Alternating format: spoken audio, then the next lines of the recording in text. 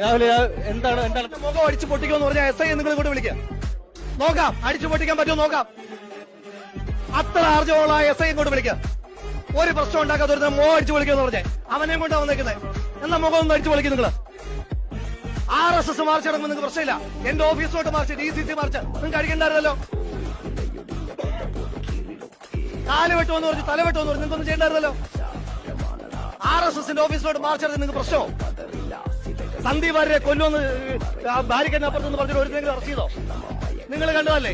എന്റെ കാല് വെട്ടുമെന്ന് പറഞ്ഞു, തല വെട്ടുമെന്ന് പറഞ്ഞു, കേസിൽ പെട്ടോ? BJPക്കെതിരായിട്ട് സമരം നടത്തുമ്പോൾ മാത്രമേ ഇവർക്ക് കയറി അടിക്കല്. എന്റെ 2 സ്റ്റാഫുകൾ റോഡ് സൈഡിൽ നിൽക്കുക, അവരെ അടിച്ചു. സ്റ്റാഫാന്ന് പറഞ്ഞപ്പോ പറയാ ആ ഓഫീസിൽ പോയിരിക്കണോ? അവരാണോ തീരുമാനിക്കുന്നത് എന്റെ സ്റ്റാഫ് അവിടെ ഇരിക്കണമെന്ന്? അവർ സമരം ചെയ്തിട്ടില്ല അടിക്കാൻ പറ്റുള്ളൂ. പാലക്കാട് പോലീസ് വല്ലാതെ അങ്ങ് ഒരു സംഘി പ്രീണനമുണ്ട്, അത് കൈവച്ചിരുന്നാ മതി. മുനിസിപ്പാലിറ്റി മാത്രമേ അവർ ഭരിക്കുന്നുള്ളൂ. മുനിസിപ്പാലിറ്റിയുടെ പരിധിയുള്ള സ്റ്റേഷൻ അവരല്ല ഭരിക്കുന്നത്, RSS അല്ല. ഒരു SI പറയുക, സമരം നടത്തിക്കൊണ്ടിരിക്കുന്ന ആളോട് പറയാ ഇവിടുന്ന് പോകുന്നതിന് മുന്നേ നിന്റെ മുഖം അടിച്ചു പൊളിക്കും. ആ പോലീസ് സ്റ്റേഷനിലാണ് ഇരിക്കുന്നത്. അങ്ങനെ പറഞ്ഞ ആ SIയും അങ്ങനെ ആർജവമുള്ള ഏതെങ്കിലും പോലീസുകാരുടെ വന്നിട്ട് തൊട്ട് നോക്കട്ടെ. അവന്റെ മുഖം വെട്ടിപ്പുണ്ടല്ലോ, ഒന്ന് അടിച്ചു പൊളിച്ചു നോക്കട്ടെ. എന്താ ചെയ്യാൻ പറ്റുക നമുക്കൊന്ന് നോക്കാം. സമരം ചെയ്യുന്നവർ അങ്ങനെയാണോ പറയട്ടെ?